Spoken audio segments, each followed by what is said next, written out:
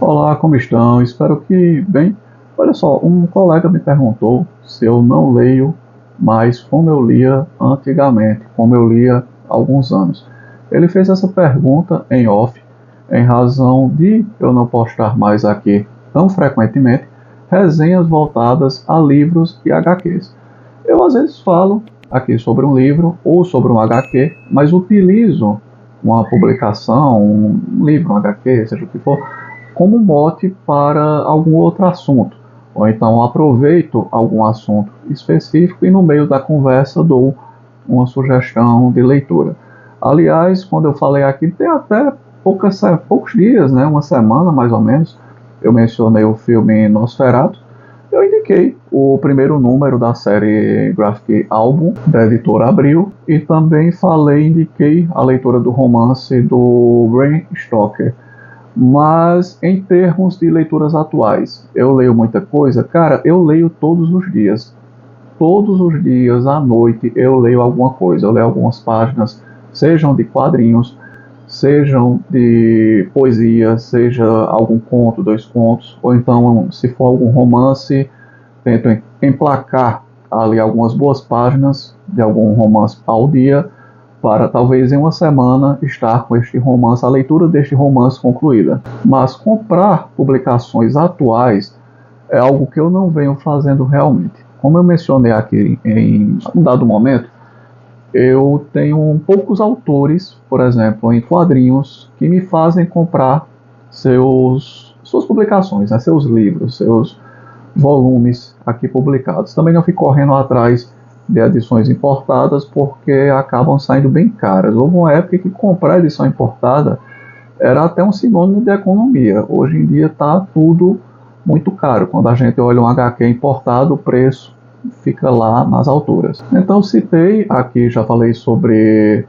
o Daniel Clowes, o Chris Ware e o Charles Burns. Eu disse, olha, esses três autores, por exemplo, são autores que tudo que eles publicarem eu tentarei, dentro do possível, comprar. Até porque, em razão de se tratar de publicação autoral, eles não estão despejando tanto material no mercado, né, atualmente. E o pouco que eles já tinham publicado no passado, a gente já tem muita coisa que apareceu por aqui. Então, aos pouquinhos vai pegando uma coisa ou outra e dá para a gente comprar. Eu venho evitando comprar material atual, eu vivo muito de releituras. Quando eu quero material atual também, eu procuro se existe disponível para que eu baixe para leitura em EPUB. No caso, eu utilizo o Kobo para leitura em prosa, já falei sobre isso aqui também. E para quadrinhos eu utilizo um tablet com um pouco mais de 10 polegadas de tela, que me dá uma fruição muito boa para a leitura. Agora, este ano eu comprei 4 HQs. Eu não comprei nenhum livro, nenhuma prosa, nenhum romance, nenhuma antologia de contos, nenhum livro de poesia. Refolheei vários, conheci coisas novas esse ano por meio do Kobo, mas que baixei e li, mas não comprei nada e realmente não quero comprar nem tão cedo. Agora, quadrinhos eu comprei 4 e vou dizer o porquê. 2 já chegaram aqui, no caso foi o Eight Ball pela Tábula editora, Daniel Clowes, e o Final Cut do Charles Burns pela Dark Side. Já eu voltarei a estas 2 publicações. Eu fiz também a compra do álbum A Turma do Arrepio pela Comic Zone. Por que eu fiz essa compra? A Comic Zone não é uma editora que eu gosto muito de sua pegada de visão de mundo, mas a gente não pode se limitar a isso. Eu não vou deixar de escutar um samba do Chico Buarque em razão de ter sido feito pelo Chico Buarque. Não, eu ainda acho Chico Buarque o maior sambista vivo que nós temos. Bom, eu falei há algum tempo aqui sobre essas HQs. Aqui se trata da coleção completa da editora As Américas, da Turma do Arrepio. Eu falei um vídeo aqui com 3, 4 anos sobre o meu carinho, minha paixão pela Turma do Arrepio, por muita coisa do César Sandoval, que em um determinado momento de minha infância eu deixei de ler, abandonei a compra dos quadrinhos da Turma da Mônica para ficar comprando Turma do Arrepio. A proposta, aliás, dessa editora era republicar todo o material da Turma do Arrepio, mas não conseguiram. E naquele vídeo eu mencionei, né? E também em outro onde eu falei sobre os quadrinhos de Os Trapalhões. Por que é que não se republica todo esse material? Seria interessante, cara, ter todo esse material republicado aqui entre nós, pelo menos de uma forma com a curadoria para fazer uma seleção, uma antologia, e nos dar aí 2, 3 volumes com algo que foi tão relevante em nossa infância. Então, como eu falei isso da Turma do Arrepio, nada mais coerente do que a Comic Zone republicando material aqui do César Sandoval, eu comprá-lo. Então eu fiz uma compra da HQ, mas ainda estou aguardando sua chegada. Está demorando muito, aliás, mas lá no site, comprei na Amazon. A maioria das pessoas comprando na Amazon, não tem por que não falar, né? Ao aviso de que eu serei informado quando o volume, a edição produto, estiver disponível. Comprei também um HQ que ainda não recebi, O Destino do Patinhas. Por que O Destino do Patinhas? O Patinhas, para mim, é um dos personagens mais interessantes dos quadrinhos, cara. Não dos quadrinhos ditos infantis, mas dos quadrinhos em geral. Eu já falei isso aqui. E pelo que eu entendi, essa HQ, O Destino do Patinhas, ela terá como, eu não diria mote, ela terá uma ligação com a história que está aqui, neste encadernado da Abril. E, cara, o foco tá ruim. O País dos Metralhas. Há uma história longa intitulada As Lentilhas da Babilônia. Cara, essa história é muito boa. Então o Destino do Patinhas teria uma conexão com essa história, As Lentilhas da Babilônia. Isso por si só já mexeu com o meu interesse. E também eu percebi que seria uma edição meio que, não vou dizer um complemento, porque ninguém complementa Dom Rosa. Mas o Dom Rosa tentou meio que complementar o Barques, né? Homenagear sempre o Barques, e pelo menos no aspecto artístico, o Dom Rosa, eu acho que ele foi e é imbatível. Mas terá, de certa forma, uma conexão com a natureza do Tio Patinhas que nós tivemos aqui em A Saga do Tio Patinhas. A sua natureza de conquistador, de grande homem que quer a aventura, que quer a conquista, que quer mostrar que a sua inteligência, a sua capacidade é superior à dos demais, aos de seus adversários. E o prêmio para essa sua sagacidade é o dinheiro, de certa forma. Existe uma história que não foi incluída aqui, em A Saga do Tio Patinhas, que mostra muito bem isso, adoro ela. Ela está, por exemplo, aqui em Mega... E cara, tá ficando estranho o foco aqui da câmera. Mega Disney número 1, se chama Uma Carta de Casa, história do Dom Rosa, linda, linda, cara, essa história. E nessa historinha a gente descobre que o Tio Patinhas, olha o problema de ler o Dom Rosa no formatinho, olha só. Toda a arte dele fica mitigada, uma arte riquíssima que fica mitigada. Então aqui nesta história, Uma Carta de Casa, a gente descobre que mesmo quando ele era pobre, na verdade ele era muito rico, porque no subsolo da propriedade Patinhas existia um tesouro descomunal, que ele reencontra aqui nessa história. Mas tem uma coisa interessante. Em um momento aqui o Patinhas ele vai aos túmulos de seus pais, de seu pai e de sua mãe. É bem triste, né? Ele está aqui desolado, olha só a expressão de tristeza do Tio Patinhas, e ele conversa com os seus antepassados falecidos. E daí vem o título, Uma Carta de Casa, em razão desse diálogo. E também do que aparece no final da história. Mas ele diz: vocês aprovam minha missão de vida? Estão orgulhosos por eu viajar pelo mundo em busca de riquezas? Entendem minha paixão por aventura, ou a emoção que sinto ao desafiar a inteligência e a perspicácia dos melhores e vencer? Ou acham que eu só ligo para o dinheiro? O que pensam? Nunca saberei. Estive sempre me mudando e não recebia muitas cartas de casa. Então o Tio Patinhas é isso, ele é esse personagem fabuloso, fantástico, cara, que eu considero uma das melhores criações dos quadrinhos. Para mim, o Tio Patinhas e o Chico Bento, criado pelo Maurício de Souza, são personagens que encontraram em mim muita ressonância, né, emocional. Então a gente volta aqui para mais duas edições, né, as que foram compradas e que felizmente chegaram de uma forma bem rápida. A HQ do Daniel Cruz, Ectibol, que é uma série de revistas mantida por ele, e saiu pela Tábula em uma edição questionável, impressão similar, eu creio, a Offset. Eu não gosto desse tipo de papel para leitura. Lembrou um pouco que a Script fez, E embora a capa seja cartonada de uma forma relativamente decente, faltou orelhas, cara. Orelha em uma brochura é muito importante para você evitar que estas pontinhas aqui se dobrem, formando aquelas famosas orelhas de burro. Eu já li Eight-Ball? Não, ainda não li, porque foi enviada para um endereço meu e eu não estava próximo a esse endereço. Então depois foi que eu recebi.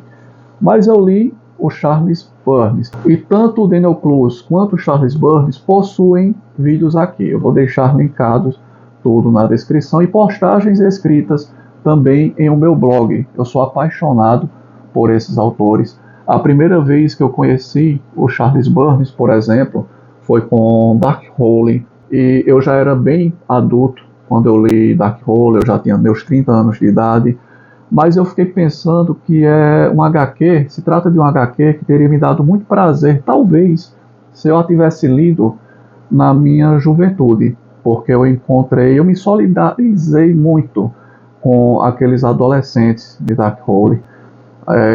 Muitos ali são contaminados com uma praga chamada praga juvenil, que seria na verdade uma DST, e ela transforma alguns garotos em monstros. Então eles sofrem o estigma de serem expulsos e viverem à margem da sociedade e vão viver nos matagais. E eu tive muita compaixão por a vida daqueles garotos vivendo daquela forma, por seus pequenos dramas, pela vida que eles poderiam ter tido, que eles achavam que teriam, e acabaram não tendo, vendo tão brevemente suas vidas arruinadas. E falando sobre a vida que poderia ter sido e que não foi, isso lembra até um pouco Manuel Bandeira, né? É que a gente tem Final Cut. Final Cut aborda um pouco disso. Aqui a gente tem o Brian, e o Brian é um garoto que é um artista gráfico muito bom, mas ele gosta de cinema, tanto que aqui há muitas homenagens a cinema, como por exemplo Os Invasores de Corpos, tem O Último Homem sobre a Terra, com Vincent Price. Temos também uma homenagem, uma referência à Última Sessão de Cinema, que é um filme... Cara, é um filme que me entristece, A Última Sessão de Cinema. Eu só assisti uma vez a esse filme, ele me entristeceu muito.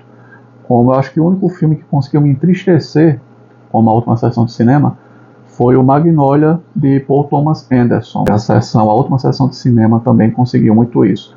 É um filme com Jeff Bridges e a Sybil Shepherd. Quem não se lembra dela, ela é aquela moça em Taxi Drive, pela qual Robert De Niro, o personagem interpretado pelo Robert De Niro, Travis, se apaixona, um filmaço lá do Martin Scorsese. E ela também foi a parceira do Bruce Willis em A Gata e o Rato. Tem aquele casal de detetives, né, com Bruce Willis, e a Sybil é aquela linda mulher. Então teve a presença dela também aqui muito bem representada, muito bem desenhada pelo Charles Burns. Pronto, tá aqui Sybil. Aqui são trechos do filme, A Última Sessão de Cinema.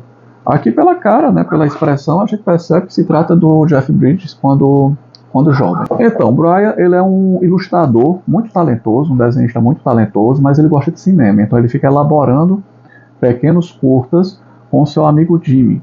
No meio de tudo isso, no meio de sua vida, ele topa com uma garota chamada Laurie, e ela acaba se tornando a garota que será a protagonista do grande filme que ele tem em mente para realizar. Então o Brian, ele realizará esse grande filme, essa grande produção que está ali em sua mente, que tem a ver com o personagem que ele criou, que é isso aqui. Isso na verdade é a própria mente do Brian, de certa forma, como ele se representa. Ele se representa dessa forma. Tem essa coisa de alienígenas, né, da cultura pop. Ele quer produzir filmes sobre isso. Ele gosta de curtas-metragens com essa pegada sci-fi, terror também, de horror, como eu falei. Tem até uma homenagem ao Vincent Price aqui na história. Mas em resumo, ele vai utilizar a Laurie, será a protagonista para esse seu filme, sua grande realização de filme amador. Só que justamente aí vem spoiler, cara. Quem não quiser spoiler sobre The Final Cut, então para por aqui. É justamente graças à realização desse filme que ele quer tanto fazer que ele perderá definitivamente a Laurie, porque a Laurie, ela se apaixonará por uma garota, e quando ele vai se declarar para a Laurie, ele encontra a Laurie lá no Pega Pra Capar com essa garota, e isso o deixa frustrado, né? Um garoto jovem frustrado porque percebeu que aquela mulher que ele tanto dignifica, que ele queria apenas para si, na verdade nem é sua, talvez um dia seja a sua vez, e ela ficará possivelmente ali curtindo com outra garota, e talvez, quem sabe, né, um dia dê uma chance a ele. Tem muito essa representação do homem branco frustrado e perdedor, tanto em Charles Burns quanto no Chris Ware. No Chris Ware isso é muito mais presente. Eu penso que é uma representação justa do homem ocidental. O homem ocidental realmente é um grande babacão. Um moloide que vive se frustrando sexualmente e correndo atrás de moçolhas inexistentes, cujo puritanismo existe apenas em sua mente. Então, por que é que eu disse que aqui também é uma história sobre a vida que poderia ter sido e que não foi? É que lá ao final eles vão exibir a história. Final Cut, tá aqui. Isso também, né, o título do filme dá título a HQ. Aqui começam os créditos, aqui está rolando a história. Então ele nos diz uma coisa, cara, bem interessante durante a montagem do filme. Ele mostra que em um determinado momento do filme que eles gravaram, ela entra em uma sala. Então o que ela encontra ali? O filme nos diz o que tem naquela sala, o verdadeiro filme, mas nós não saberemos o que é que tem ali. Porque em um dado momento, no storyboard, na construção do storyboard, né, a gente vê o Brian trabalhando aqui no storyboard, então ele interrompe a narrativa do filme e ele diz: mas quem está lá dentro? Quem está lá esperando por ela? Sou eu. Sempre fui eu. Estive esperando por Laurie minha vida inteira. No roteiro original, Laurie desce a montanha e me encontra sentado na cozinha do chalé da Tina. Ela fica aliviada ao me ver, mas então tem um vislumbre do meu horrível reflexo alienígena na torradeira cromada e se apavora.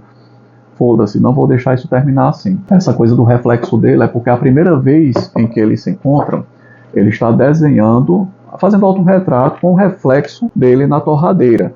Só que ele está se desenhando desta forma aqui, como uma entidade alienígena, e ele quis explorar isso no roteiro, como se ela estivesse fugindo de alienígenas num filme amador que ele realizou com seu amigo Jimmy, e ela o encontraria assim, transformado em um alienígena. Então essa é a história real. Só que ele nos dá uma história, né, da vida como poderia ter sido e que não foi. Então, na verdade, na história de sua mente, ela vai entrar por essa sala escura e ele está em um local apenas ali sentado em escrivaninha, de boa, desenhando, mas ela não verá como um ser monstruoso. Então ele nos diz: eu ouço ela por aí, seus passos lentos e hesitantes no chão de madeira. Ela está assustada, exausta. Ela pensa: será que esse é mesmo Brian? Ou será que é só mais um daqueles casulos? Os casulos é como eles colocam as pessoas, né, os seres humanos, para serem transformados em criaturas grotescas. Aí lembra um pouco o filme Os Invasores de Corpos, que eu já falei, que também é referenciado aqui. Um filme muito bom, aliás, com o Donald Sutherland. Mas quando enfim ela se dá conta que sou eu, o verdadeiro Brian, seus olhos se acendem e um sorriso lindo e afetuoso se abre. Eu pego a mão de Laurie com delicadeza e a levo até a janela. Tem algo que quero mostrar a ela. Lá longe, no vale abaixo de nós, a invasão alienígena está começando. Mas não temos com o que nos preocupar. Estamos a salvo. Eles nunca vão nos encontrar aqui em cima.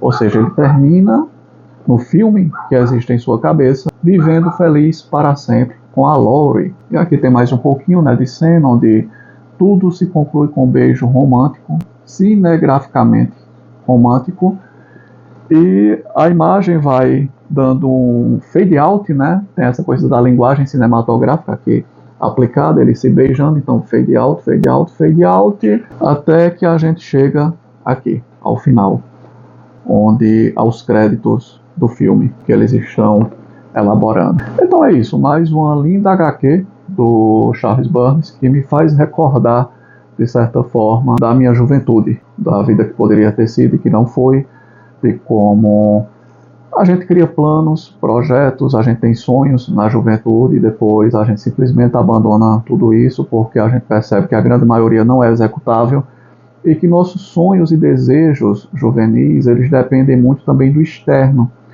A gente fundamenta muito a nossa necessidade de vida no futuro com pessoas, na dependência de pessoas que muitas vezes não estarão lá ou não estarão em sintonia também com os nossos planos. É daí que surgem as grandes frustrações da vida, porque se a gente tivesse, eu me vejo, por exemplo, se eu tivesse há 20 anos ou a mais ainda, a mentalidade, a mente, a forma de enxergar o mundo que eu possuo hoje, eu teria obviamente feito tudo de uma forma diferente e não teria tido tantos projetos, sonhos, planos de vida, porque esses planos, esses projetos, eles acabam envolvendo terceiras pessoas, segundas pessoas, quartas pessoas. Então, na construção de todo o projeto de vida, quando a gente é jovem, mas isso ninguém nos diz, né? A gente só aprende com o tempo. A gente tem que projetar tudo apenas com a gente mesmo, cara. E se tiver a necessidade, ou talvez a possibilidade de interferência de um agente externo, aquilo já não se torna um projeto de vida viável. Seja um projeto profissional, sei lá, ou principalmente um projeto afetivo, né? Não existe projeto afetivo que não seja a dois, pelo menos. Se bem que hoje tem uns polis, né? Poliamor, por aí, trisais, mas pelo menos a dois. Se entende que um projeto afetivo deve envolver uma segunda pessoa. Então é isso que falta, essa maturidade na nossa juventude, para a gente saber que não existem projetos afetivos. Não é como está fazendo o projeto de um filme, o projeto de um HQ, realização de uma obra cultural, porque as coisas fatalmente sairão dos trilhos, porque depende não apenas de você, dependerá também de uma pessoa que tenha talvez uma visão de mundo, uma forma de encarar as coisas totalmente oposta à sua. Pelo menos aqui, no filme criado em sua imaginação, o Brian, ele foi feliz. Embora que ainda no filme real que ele concebeu, nem assim, né? Porque ele seria, o que dá a entender, ele seria encontrado aqui no roteiro original, transfigurado em uma figura monstruosa pela Laurie.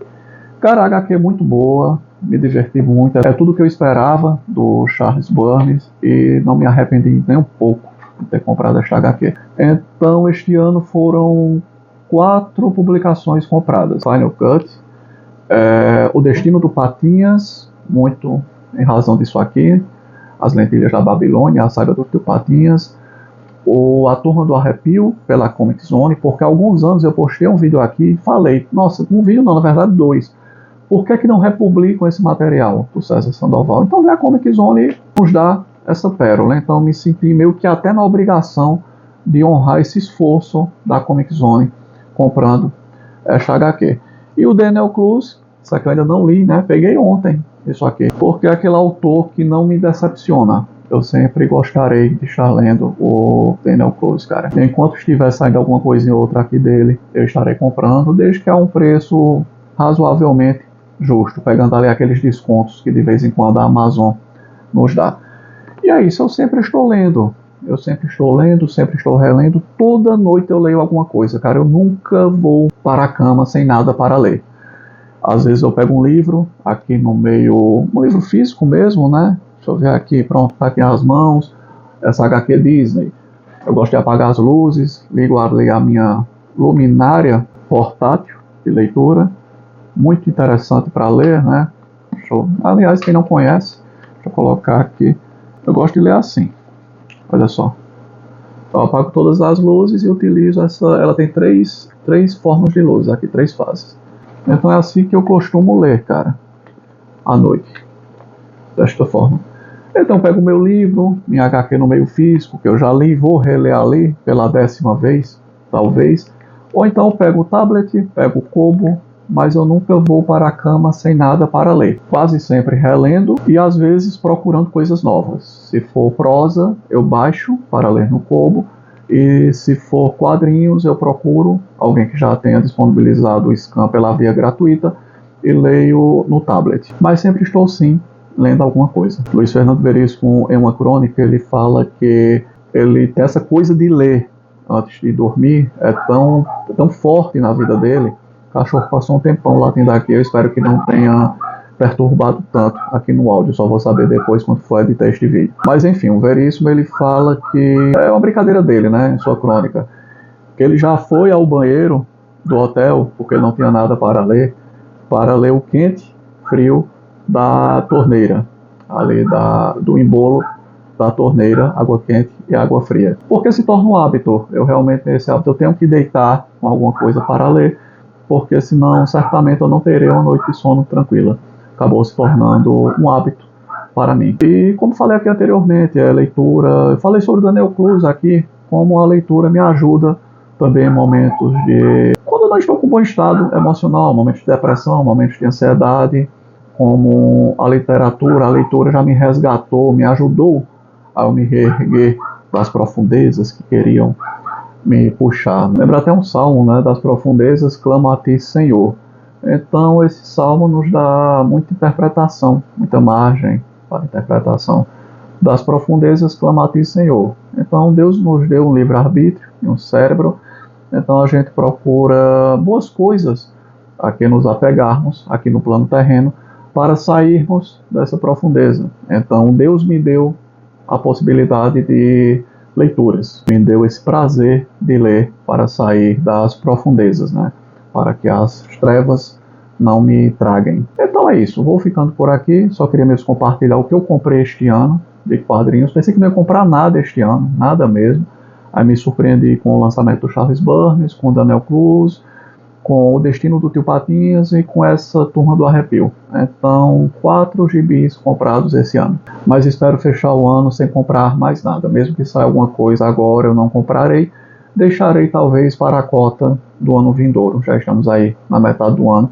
Dá para aguentar e sempre tem muita coisa para ler e para se reler. Né? Tem coisa aqui que eu já li 10 vezes. E é muito bom, releitura é muito bom, viu? Não fiquem presos apenas a uma leitura. Dentro do possível estejam relendo, vocês percebem aquela obra de uma forma realmente, e às vezes diferente, vocês percebem nuances que vocês não tinham percebido. Ou vocês redescobrem momentos e episódios e pensamentos de uma forma também diferente. É isso, vou ficando por aqui, abraço a todos e até a próxima.